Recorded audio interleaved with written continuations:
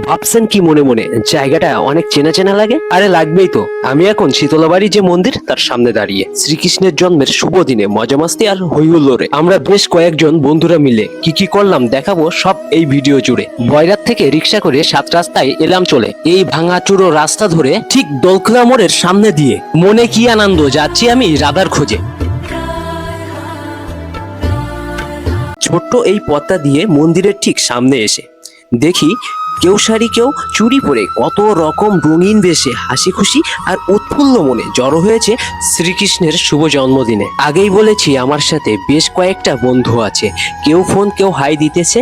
তাদের আমি ধরে নিয়ে বললাম চল মায়ের কাছে। কেউ ঘন্টা কেউ প্রণাম করে মন্দিরের চারপাশটা আসলাম ঘুরে। এইখানটাই সবাই বসে শ্রীকৃষ্ণের মধুর নাম সংকীর্তন করে।